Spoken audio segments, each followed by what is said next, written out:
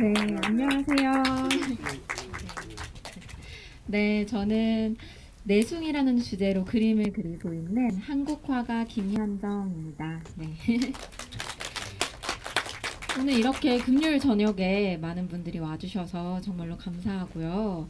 오늘의 제가 주인공들을 좀 먼저 모셔볼까 해요. 여러분들이 힘찬 박수로 맞이해 주셔야 들어오실 것 같은데, 한번 저희 연습 한번 해볼까요? 네, 박수 한번 주세요. 좀 약한 것 같습니다. 좀 더 기운을 넣어서 다시 한번 박수 한번 부탁드립니다. 네, 배우님이랑 감독님 모시겠습니다.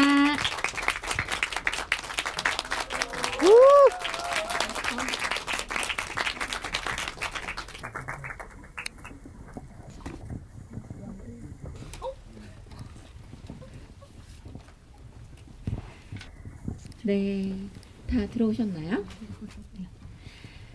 영화 아티스트 다시 태어나다 GV로 참석하신 여러분 반갑습니다. 오늘 GV 진행을 맡은 한국화 김현정이고요. 다들 영화 재미있게 보셨나요? 네. 얼만큼 재미있게 보셨는지 아직 느껴지지 않는데 한 번 더 얘기해 주세요. 다들 재미있게 보셨나요? 네. 네, 감사합니다. 오늘의 주인공분들을 제가 소개해 드릴까 해요. 이제 저희 감독님 소개 부탁드립니다. 네, 저는 아티스트 다시 태어나다 각본과 연출을 한 김경원이라고 합니다. 반갑습니다. 다음으로 지젤역 맡으신 류현경 배우님이십니다. 네, 안녕하세요. 지젤이자 오인숙인 류현경입니다. 오늘 굉장히 편한 느낌으로 오셨는데 그래도 역시나 빛이 나는 굉장히 빛이 나십니다. 저는 실제로 예술계에서 종사하는 사람으로서 이 영화를 보고선 되게 많은 걸 느낄 수 있었거든요. 그리고 궁금한 것도 굉장히 많아서 미리 와서 막 이것저것 계속 물어보고 있었어요. 왜 이렇게 하신 거예요? 저렇게 하신 거예요? 이렇게 물어봤는데 여러분들 역시 되게 궁금하신 점이 많으실 것 같다라는 생각이 들거든요. 우선 제가 질문을 몇 가지 간단하게 준비했으니까요. 요거 간단하게 진행을 하고 여러분들의 질문을 받는 시간을 준비하도록 하겠습니다. 감독님께 먼저 질문 드리고 싶은데요. 이 영화가 전주 영화제에서 연속 매진도 기록하고 또 서울 독립 영화제에서 예매율 1위를 기록했거든요. 그래서 왜 미술로 했는가? 이게 가장 큰 궁금증이었어요. 왜 미술이었나요?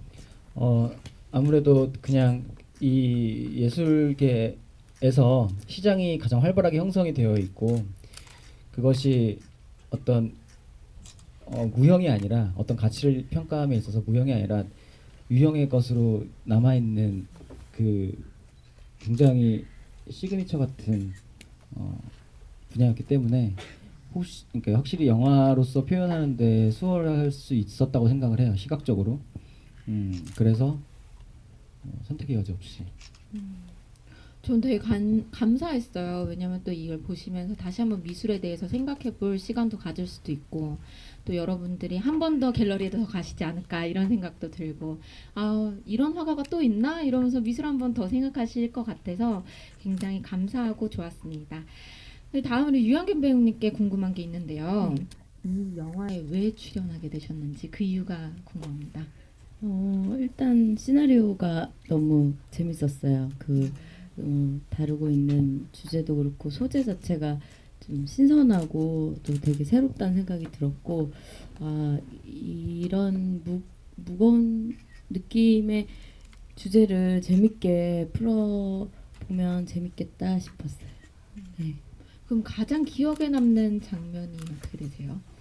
영화 이제 만들어진 네. 거 보고요. 뭐 여러 장면이 있지만 박정민 씨가 이제 저한테 이렇게 딜을 하는 장면이 있어요. 오민숙이 이제 지젤이 죽고 나서 다시 살아나서 이렇게 그 딜을 하는 장면이 있는데 그 장면이 되게 무섭고 네, 되게 박정민 씨가 굉장히 연기를 잘하구나 하는 느낄 수 있는 장면이었어요.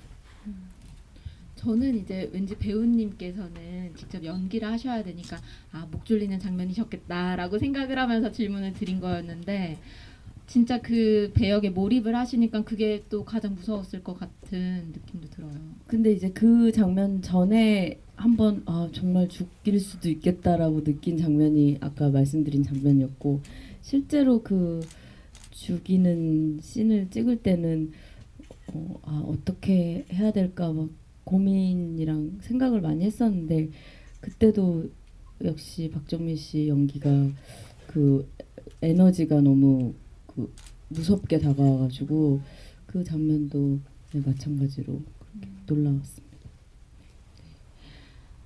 그리고 또 저는 좀 기억에 남는 장면이 지젤의 면접 장면이 아닐까, 이 영화의 하이라이트 중에도 또 하나 아닐까 생각이 드는데, 어렸을 때부터 천재라는 칭호도 받았다는 지젤의 대사가 참 인상 깊었어요. 근데 천재라고, 예술가 하면 천재성과 재능이 있어야 된다고 하는데 면접관들에게 결국 막 뱉지 못해서 상상으로 하는 말, 그런 것도 공감이 참 많이 됐었는데, 이번엔 좀 제가 감독님께 궁금했었던 점이, 그럼 감독님도 어릴 때 좀 이런 얘기도 많이, 천재다 이런 얘기 좀 들으셨을 것 같은데 어떠세요? 전혀 그런 얘기 못 들었고 그런 것들을 못 들었기 때문에 이렇게 하지 않았나. 죄송합니다. 원하는 답변이 아닌 것 같아서. 역시나 겸손하십니다. 네. 그리고 영화에서 진짜, 가짜 이런 얘기 참 많이 나오죠. 예술계에서도 요즘 좀 되게 많이 대두되고 있는 내용이, 이게 진짜냐 가짜냐 이런 얘기도 참 많이 나오는데, 영화 보면서 저 되게 공감도 되고 고민도 되고 했었던 그런 거였는데요. 감독님께서는 이런 부분 어떻게 생각하시고 풀어내신 건지 또 궁금합니다.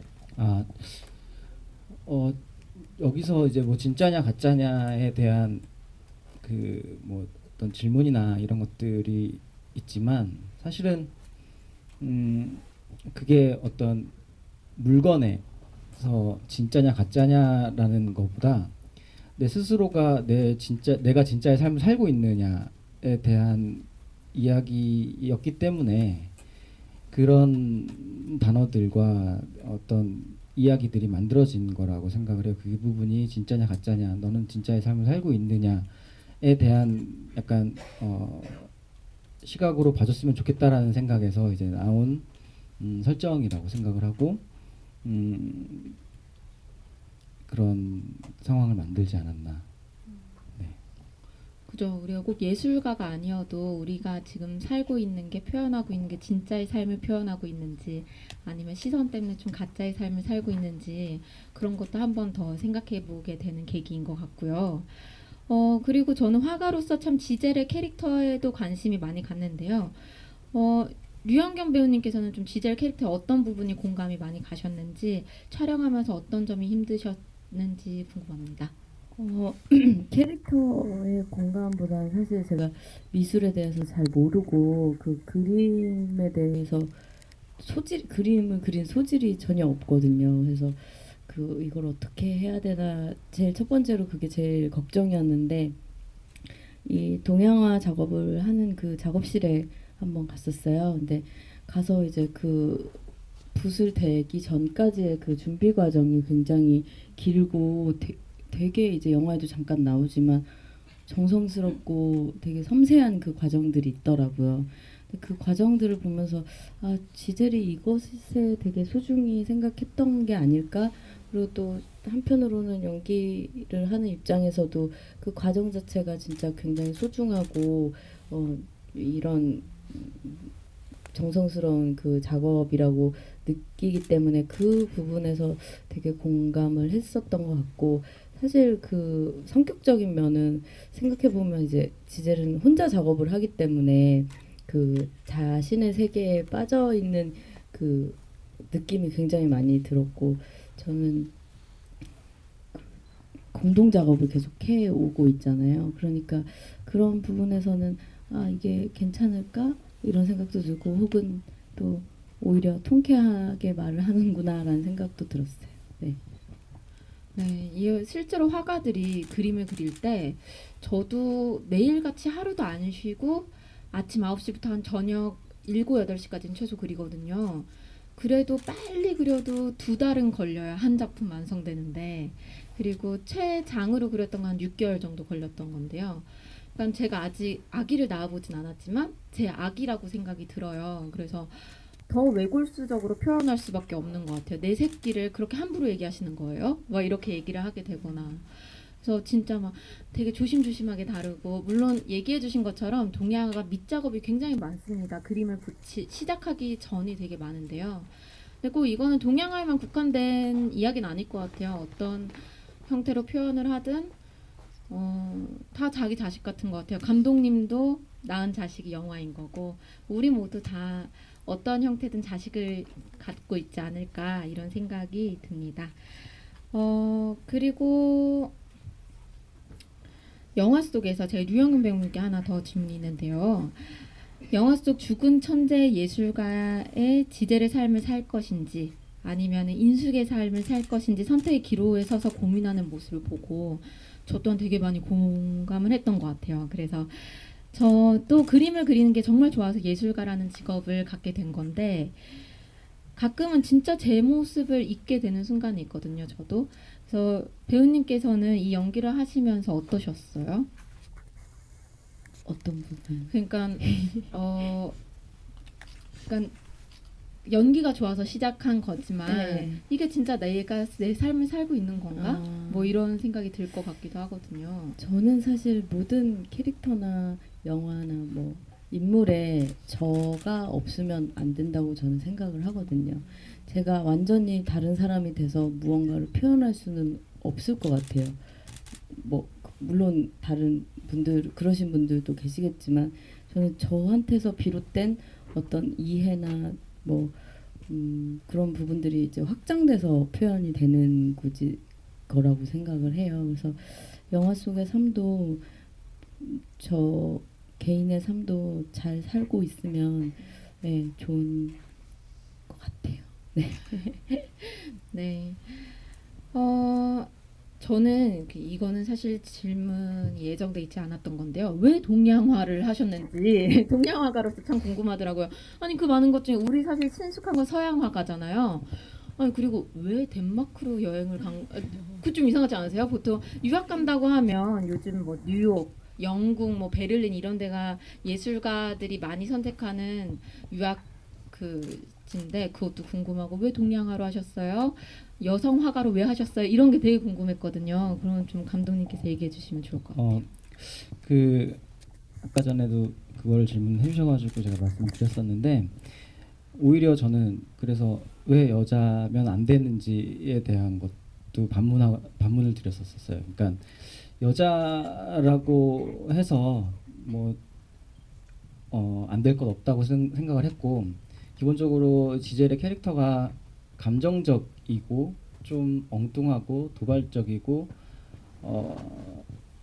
한 캐릭터이기 때문에 그런 뒷부분에 예상할 수 없는 결과를 초래할 수 있다라는 것이 여자로서 조금 더 적합하지 않았나라고 생각을 하고 그 덴마크 같은 경우에는 재범의 캐릭터를 제가 설정을 하면서 그 덴마크 작가 페터회의 눈에 대한 감각이라는 책을 읽고 있었었는데 그게 사실은 눈이 스노우가 아니라 아이였었어요.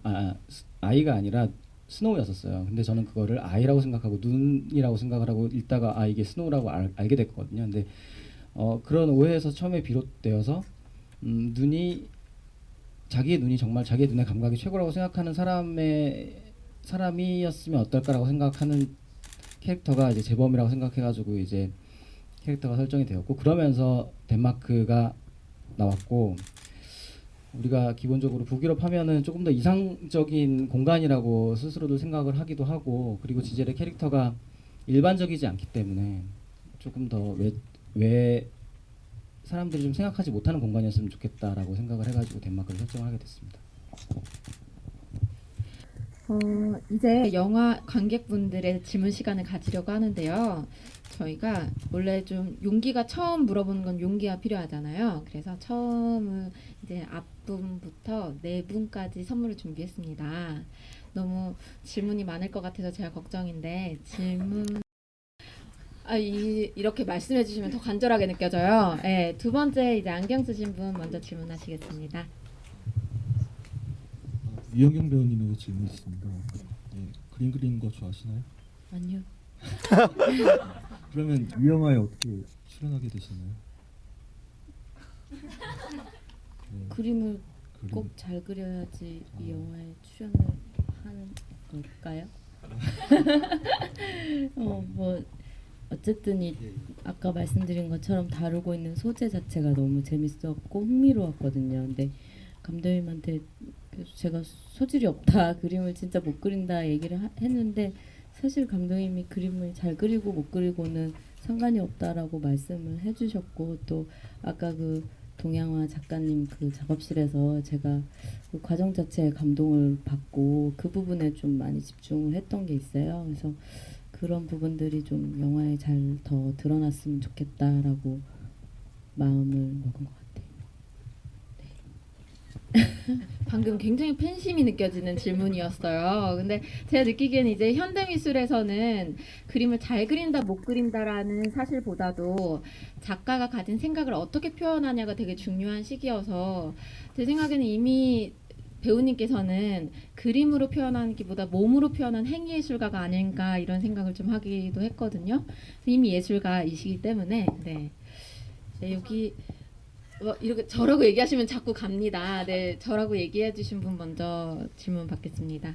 그리고 선물도 틈틈이 주셔야 돼요. 저희가 깜빡할 수 있기 때문에. 네. 네, 저는 두 가지 질문이 있는데요. 그 면접 때 그 계속해서 이렇게 면접 장면이 2번 정도가 나왔잖아요. 근데 거기서 제가 어렸을 때 천재라는 소리를 계속 들었다라고 말을 했는데 마지막 병원에서는 좀 그 선생님이 날 보면서 매일 뭐라고 했는지 알아 이렇게 얘기했는데 이제 그거를 이제 말해주지 않고 이제 여는 결말로 해서 끝냈잖아요. 그래서 감독님은 그거를 사실은 생각을 하셨을 텐데 그게 뭐였을지가 궁금하고요. 그리고 그 재범은 어떻게 됐나요? 그 재범이 어제 저희가 또 지부를 했었었는데 종민 씨가 재범은 오줌 싸개가 되었다 얘기를 하고, 그래서 그냥 서로가 그렇겠다라고 얘기를 하고 끝낸 그 이야기고,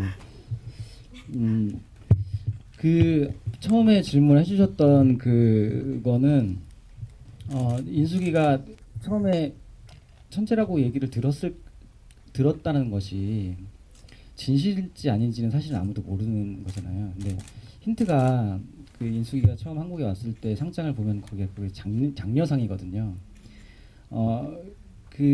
거기서 좀 힌트가 되지 않을까. 그러니까 선생님은 그냥 용기를 북돋아 주려고 했던 말이었는데 이제 오인숙은 그거를 찰떡같이 믿고 자기만의 삶을 그렇게 열심히 살았던 아이가 아니었나라는 것이 있기 때문에 그렇게 해석을 하시면 될 것 같아요.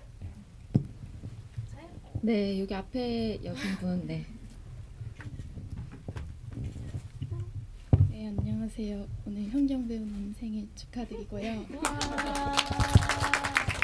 감사합니다. 아침에 굉장히 특별한 생일 선물을 받아가지고 네, 제가 여기 오는 길에 정민 배우님을 실제로 만났어요. 그래서 영화를 잘 보고 오라고 하셔서 영화를 계속 잘 보다 생각이 났는데 그 이제 지젤이 사인을 하고 자전거를 타고 돌아가는 길에 그 사이에 포장마차 씬 같은 게 나와요. 그러면서 이제 그 다음 장면이 재범이 이제 지젤의 작품을 보는 장면인데 그 포장마차 씬에서 이제 소에 대한 얘기를 하면서 소는 뭐 머리부터 발끝까지 뭐 꼬리까지 다 뜯겨 먹기고 뭐 그런 얘기를 하는데 갑자기 재범이 등장하면서 그거를 회상을 하는 것처럼 보여요. 그래서 실제로 그걸 회상을 한 건지, 그리고 지젤이 왜 그 술자리에서 소에 대한 얘기를 하면서 그 뭔가 자기를 언급한 것 같긴 한데 왜 그런 말이 나오게 된 건지에 대한 게 궁금했습니다.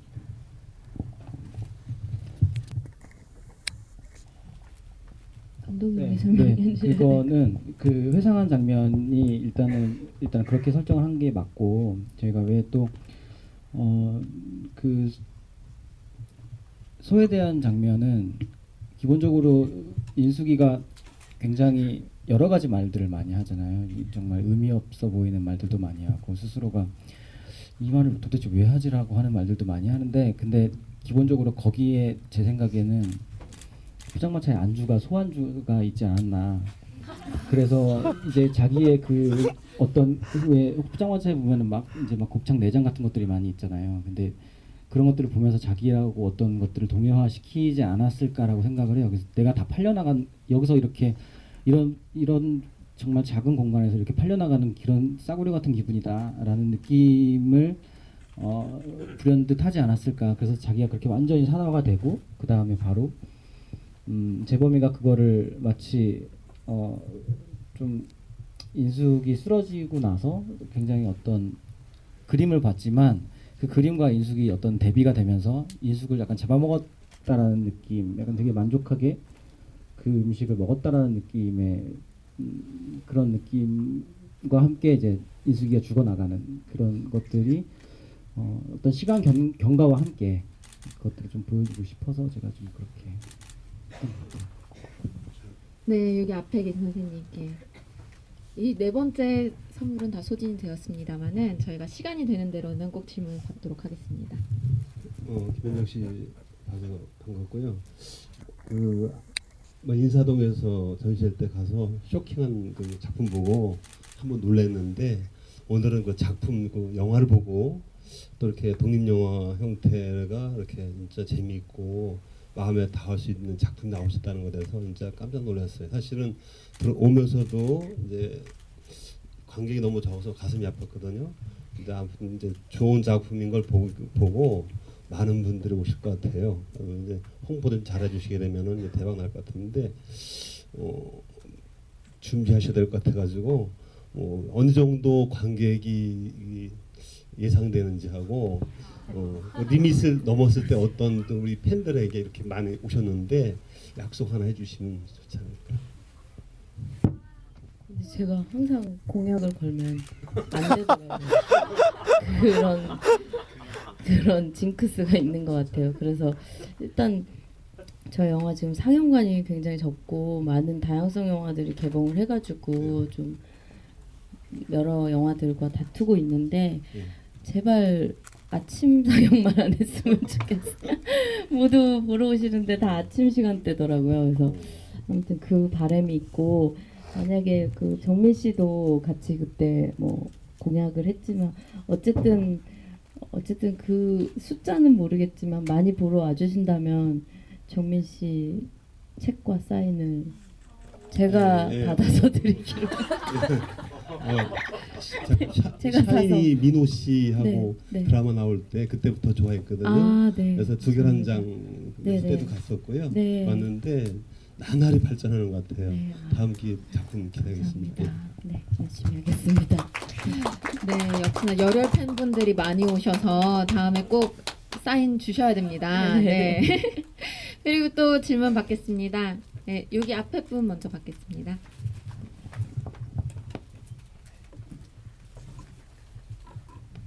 관람수 얘기가 나와서 왔는데 계속 이해가 안 돼서 보다가 4번 봤거든요. 근데 궁금했던 게 극 초반에 그 신경 안정제를 복용을 하잖아요, 인숙이가. 근데 인숙이가 엄마와의 관계를 볼 때도 그렇고 되게 일반적인 관계는 아니고 사랑이란 걸, 인정이란 걸 받아보지 못한 아이로 묘사가 되잖아요. 그리고 그와 반대되는 디젤이 이제 또 다른 나로서 그거를 커버해주는 역할을 하게 되는데 인숙이라는 이름표를 처음 달고 면접장에 들어갔을 때는 되게 소극적인 모습이었잖아요. 근데 그게 이제 후반부에 가면서 저는 오인숙입니다라고 굉장히 당당하게 말을 하는데 그 당당해진 계기가 따로 의도를 하셔서 이렇게 만드신 건지 아니면 그게 그 과정이 궁금해요. 이게 이렇게 소극적이었다가 갑자기 자기의 본명에 대한 자신감을 가지게 되는 계기가. 그거는 명백히 아무래도 그게 죽었다 살아났기 때문에 이 친구가 우리가 보통 할 수 있는 선택이라고 생각하진 않아요. 그러니까 일반적인 작가분들이 할 수 있는 선택이라고 생각하진 않는데 가령 우리가 무신론자가 우주에 갔다 오면 신의 존재를 믿게 된다는 이야기가 있잖아요. 근데 이 친구도 죽었다 살아났기 때문에 자기가 절대로 하지 않았을 것 같은, 평상시 같았으면 절대 할 수 없었을 것만 같은 선택을 스스로가 할 수 있는 결단력이 생긴 게 아닌가. 그 죽음에 대한 아무래도 그게 가장 큰 그것이 아니었을까. 4번이나 오셨다니 굉장히 감사한 마음을 갖고 다음에 꼭 책 4권 드려야 될 것 같은 분입니다. 네, 다음 질문 하실 분, 네, 여기 저 뒤에 모자 쓰신 분부터 먼저 받겠습니다. 네, 안녕하세요. 저기 그 그림 그러니까 장면에서 그림 그리는 장면 나오잖아요. 근데 류현경 씨가 직접 그리신 건지 아니면은 그 대역을 쓰신 건지 궁금해서. 그 과정이 나오죠. 사실 그림 그리는 거는 많이 안 나오고 밑바탕 그리는 게 나오고 그 과정이 나오는데 아무튼 과정은 제가 다 했어요. 대형 없이. 그것도 제가 했었어요. 네. 네, 저도 그 거침없는 붓질을 참 열심히 봤는데 대역이 없으셨던 걸로 기억이 납니다. 네. 네. 그리고 또 질문, 여기 안경 쓰신 여성분. 저는 감독님께 질문 드리고 싶은데요. 이거를 7일부터 계속 질문 드리고 싶어서 여기 다시 왔고요. 그 재범이랑 지젤이랑 딜을 하는 장면에서 재범이 인숙 씨라고 불렀다가 지젤이 긍정적인 답변을 안 하니까 지젤 씨라고 부르는 장면이 나왔어요. 그 장면을 의도하신 건지랑 그리고 지젤이랑 지젤 어머님 관계에서 이렇게 돈 남은 거 있냐고 처음에 물어보셨는데 다음에는 지젤이 용돈 좀 줄까라고 했는데도 대답을 안 하셨어요. 그거에 대해서 질문 드리고 싶었습니다. 기본적으로 엄마와 인숙 간의 관계가 그러니까 엄마는 인숙에 대한 존재를 거의 인정을 하지 않고 그러니까 사랑도 주지 않고 인정도 하지 않고 인숙은 끊임없이 나를 힘들게 하는 존재 내 삶에서 계속 무언가를 가져가는 사람 그래서 친구 그러니까 칭찬이나 이런 것들에 굉장히 뭐랄까 인색하고 그런 캐릭터로 나오죠. 그러니까 처음에 남은 돈 좀 없지는 오히려 인숙이 남은 돈이 없다라는 걸 알고 하는 얘기라고 생각을 해요. 남은 돈이 있을 리가 없잖아요.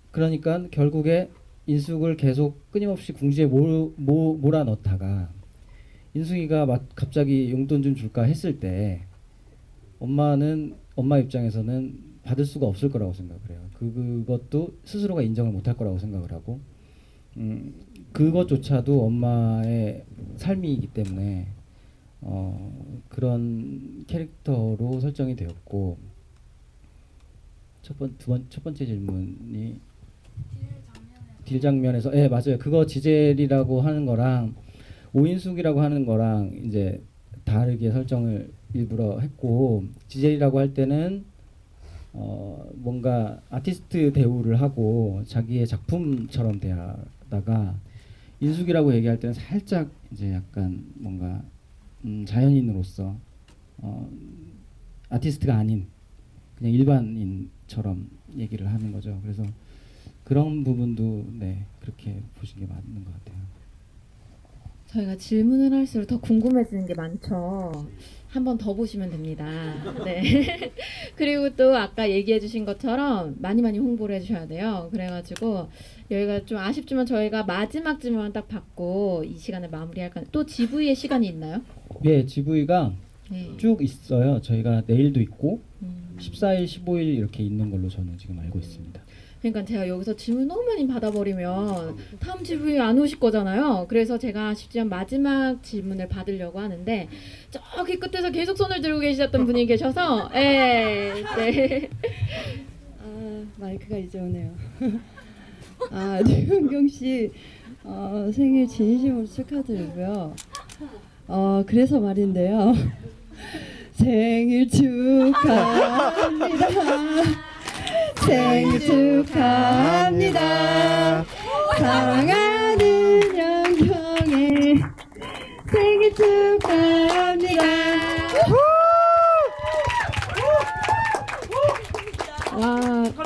아니 와서 꽃도 전달해 주시고요. 여러분들 잘 안 보이셨겠지만 조은지 배우님께서 깜짝 방문을 해주셨습니다. 네, 지금 인증샷 하나 또 하시고 감독님이랑 다 같이 한번 사진 찍고 가세요. 아니 저희 영화 홍보를 위해서 그런 거기 때문에 다시 내려와서 예. 아니 고화성 씨도 갑자기 오셔가지고 오시고 네, 박수를 부탁드립니다. 네. 감사합니다. 아유 제가 뭐라고 굉장히 이렇게 사회만에 민폐를 끼치 감사합니다. 아무튼 네. 네, 오늘 이것으로 오늘 대한극장에서 열린 GV를 마무리하려고 하는데요.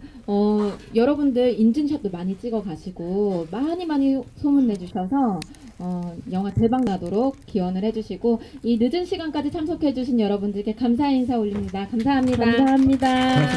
고맙습니다. 감사합니다. 감사합니다. 감사합니다.